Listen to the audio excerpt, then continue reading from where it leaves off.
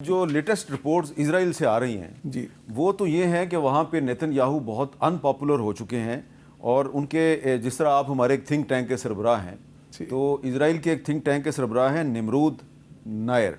ठीक है। तो उन्होंने क्या बताया जी, ज़रा बताएं जी, उन्होंने एक लेटेस्ट सर्वे के बारे में क्या बताया, ज़रा बताइए। Vast majority of Israelis believe that this war is a failure. Only 10% perceive it as a significant success versus 30%, over 30% that perceives it as a complete failure.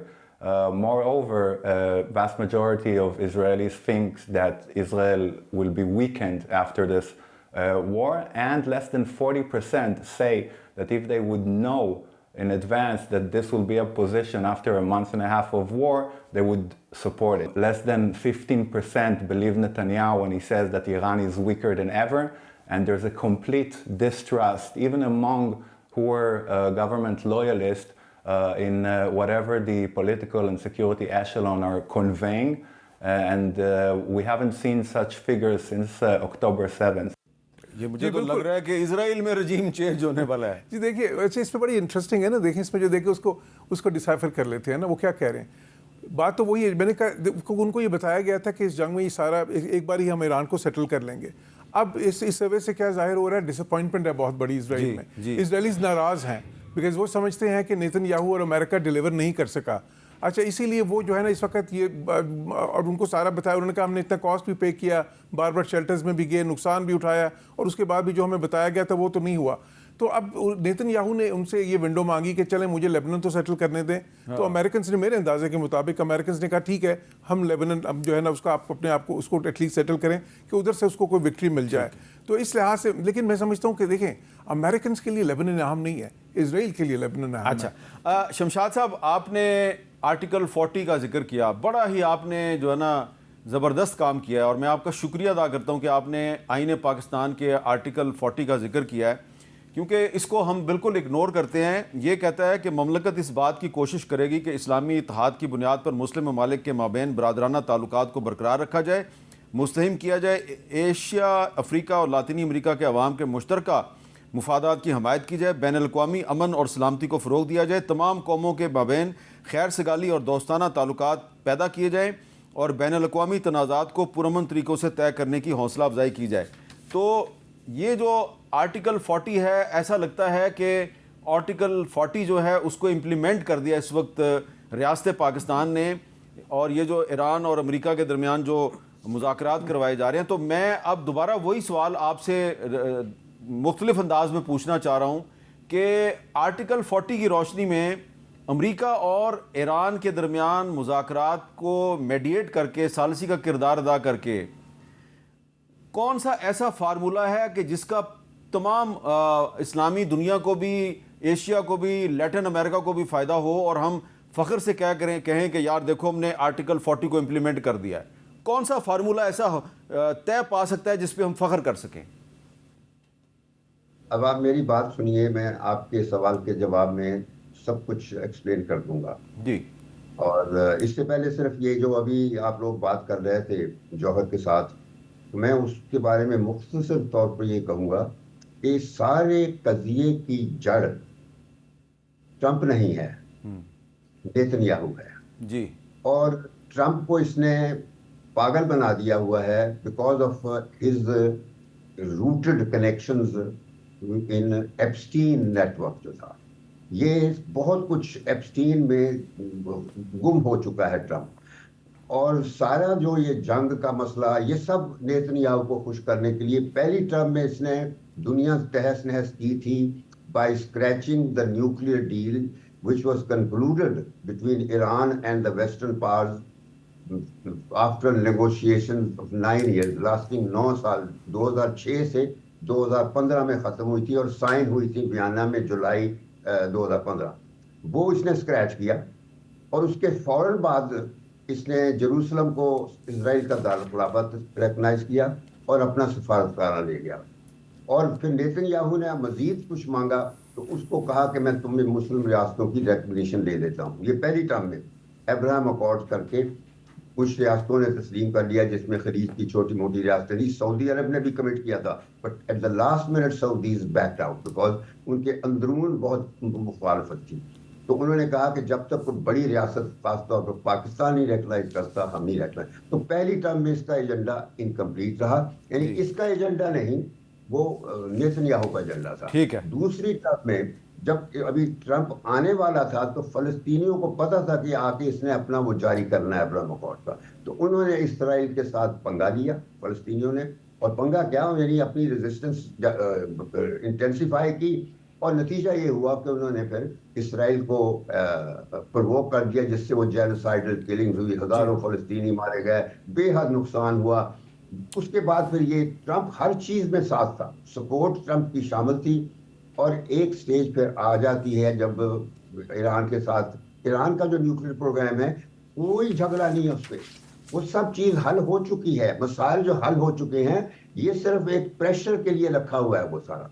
अच्छा, अब जब ये पाकिस्तान में पिछले मुज़ाकरात हुए थे, असूलन तो अगर ये जो अभी हमारा वफद गया है ईरान, अगर हमारे लोग सब्सटेंटिवली इसमें अपने आप को उस वक्त इन्वॉल्व कर लेते ताकि बड़ी मीटिंग होने से पहले हर चीज तय हो जाती, ड्राफ्ट बन जाते, तो शायद ये दूसरे राउंड की जरूरत ना होती। लेकिन खैर अब वो कर रहे हैं तो ये हो जाएगा। जो आपने अब आर्टिकल 40 की बात की है, ये सुनिए, मैं मुख्तसर तौर पर बात कहूंगा कि अभी सिर्फ ये नहीं है कि हमने मुस्तकिल पीस देखना है, हमने इस जंग को खत्म करना है। ये जो सीज फायर की बजाय जंग बंदी मुकम्मल करनी है।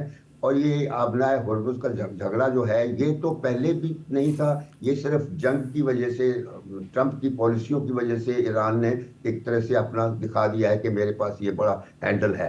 तो अब सिर्फ ये है, पाकिस्तान का रोल जब मैं कह रहा हूँ वो ये है कि जब ये दोनों सिलसिले बिल्कुल कंट्रोल में आ जाएंगे, तो एक तो ये साफ वाज़ेह हो गया कि अगर खलीजी रियासतों ने अपनी सलामती जो थी वो अमेरिका के साथ लिंक की थी कि अमेरिका हमें देगा अम्ब्रेला, वो उसमें नाकाम रहा, बल्कि वो जो अड्डे थे वो एक लायबिलिटी बन गए इन रियासतों के। तो अब जब ये सिलसिला शुरू होगा तो ये किसी न चाइना की गारंटी की जरूरत है, न रशिया की, न अमेरिका की, न किसी यूरोपियन ममालिक की। ये खित्ते के जो ममालिक हैं, की ममालिक, ये उनकी जिम्मेदारी है और उनको इकट्ठे होना होगा। ठीक है। ये मैं आपको इस तरह से बता रहा हूँ कि यही झगड़ा था दूसरी जंग अज़ीम के बाद खत्म होते वक्त, कि वहां जर्मनी और यूरोपियन दूसरे थे, बहुत डीप रूटेड प्रॉब्लम। अच्छा सर, एक मैं मजीद ज़रा अपडेट कर दूं कि पाकिस्तान का डेलीगेशन जो है वो जिसमें कि फील्ड मार्शल आसिम मुनीर साहब शामिल हैं, जिसका हमने पहले भी जिक्र किया, वो तेहरान पहुंच गया है। वहाँ पे जो है ईरानी वज़ीर ख़ारजा अब्बास अरागची ने उनका इस्तकबाल भी किया है। तो अब इसकी जौहर सलीम साहब, पूरी दुनिया जो है वो अब इसको डिस्कस करेगी कि ईरान और अमेरिका के जो मुज़ाकरात का जो सेकंड राउंड है, उससे पहले पाकिस्तान के आर्मी चीफ और फील्ड मार्शल आसिम मुनीर साहब ने तेहरान का दौरा किया है। इसकी सिग्निफिकेंस क्या है? ये सिग्निफिकेंस तो बिल्कुल इसकी वाज़ेह है। देखें अभी भी अब क्या हो रहा है, पहले जो राउंड हुआ उसके बाद दोनों साइड्स पॉस्चरिंग एक तो हो रही है, वो नज़र आ रही है, फिर थ्रेट्स दिए जा रहे हैं एक दूसरे को। उसमें क्या है कि दोनों साइड्स अपनी बार्गेनिंग पोजीशन इन्हांस करने की कोशिश कर रहे हैं, ख़ुसूसन अमेरिकन्स, बिकॉज वो समझते थे कि पहले राउंड में ये जो बहुत ज़्यादा लेवरेज ईरान समझता है कि उसको अपना हुर्मुज़ को ब्लॉक करने की वजह से है, तो उसको हम न्यूट्रलाइज भी कर सकते हैं, जो उन्होंने किया भी है। आई थिंक पार्शली उन्होंने ऑफसेट किया है उस लेवरेज को। तो अभी जो है, बिकॉज अभी देखें ईरान ने एक थ्रेट कर दिया है कि जी हम वो रेड सी वाला जो रूट है उधर से बंद कर देंगे। तो उसका मतलब है जो फुजेरा वाला बंदरगाह है, फुजेरा की बंदरगाह है जो यूएई की, और दूसरी तरफ सऊदी के लिए भी वो प्रॉब्लम्स क्रिएट कर सकते हैं, ज़ाहिर है हौतीज़ के थ्रू भी कर सकते हैं। तो दोनों एक दूसरे को जो धमकियाँ दे रहे हैं और ये पोस्टिंग करें, इसमें खतरा क्या होता है? खतरा ये होता है कि मिसकैलकुलेशन हो सकती है कोई, और फिर दोबारा से आप एस्केलेशन की तरफ वापस चले जाएं। मिसकैलकुलेशन तो ऑलरेडी हो चुकी है। ट्रंप ने और नेतन्याहू ने मिस जज किया ईरान की देखिए मिसाइल पावर को। अच्छा, मैं खैर बिल्कुल क्या होगा, मैं उसको खैर थोड़ा सा मुख्तलिफ देखता हूँ। मैं अपने कमेंट्स में ये कह भी चुका हूँ कि देखें ठीक है, ये नेतन्याहू की, इसमें बिल्कुल शमशाद साहब की बात ठीक है, ये नेतन्याहू की ही जंग है, इसमें कोई शक नहीं, और उन्होंने मनवाया ट्रंप को। और लेकिन कुछ ऑब्जेक्टिव ऐसे थे, जिस तरह अमेरिकन को भी ये सूट करता था कि अगर ईरान की जो है ना कैपेसिटी कम होती तो दो जावियों से उनको फ़ायदा होता है। एक तो इस रीजन में जाहिर है कि ईरान जो अपनी पावर प्रोजेक्ट कर रहा था थ्रू प्रॉक्सीज और थ्रू कई मुल्कों में जो है ना उनकी सपोर्टेड हुकूमतें थी, उसको उन्होंने कम किया है। ऑलरेडी उन्होंने उनको काफ़ी डैमेज किया। देखिए एक टाइम पे 7 जगह पे 3 प्रॉक्सीज थी और 4 मुल्क थे जहाँ पे ईरान की सपोर्टेड हुकूमतें थी या प्रॉक्सीज वो सपोर्ट, तो वो जाहिर है बहुत प्रेशर इसराइल पे था लेकिन अमेरिका पे भी था। अच्छा, दूसरी चीज़ ये कि जो चाइना वाला एंगल है, चाइना वाला एंगल क्या है? 90% तेल ईरान का कौन लेता है? चाइना। अच्छा, उनका स्ट्रेटेजिक जो पार्टनरशिप, उनके एक $500 बिलियन का एक उनका मंसूबा उनका और चाइना का बन रहा है आगे इन्वेस्टमेंट का। तो इसी तरह उनकी ट्रेड भी सारी चाइना से, इनकी जो डिफेंस कॉपरेशन है वो भी चाइना से सारा। अब अमेरिकन समझते थे कि अगर हमें मौका मिलता है कि थोड़ा सा ईरान को, अगर तो रिजीम चेंज हो जाता तो बहुत ही अच्छी था, अगर नहीं होता तो उनकी कैपेसिटी हम काफ़ी सारी कम कर दें।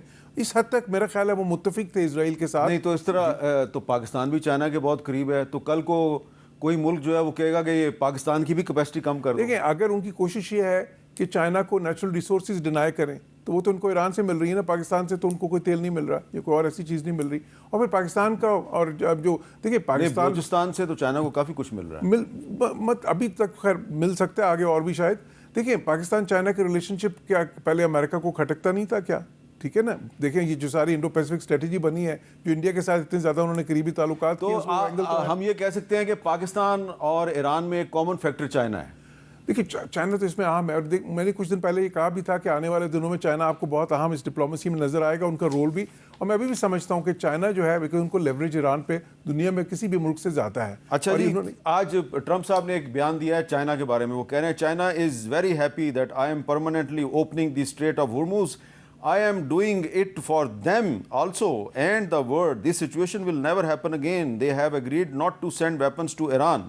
President Xi will give me a big fat hug when I get there in a weeks. तो इस पे चाइना जो है वो ट्रंप साहब की इसका आज एक मौजू बन गया, और पता नहीं वो सही कह रहे हैं गलत कह रहे हैं,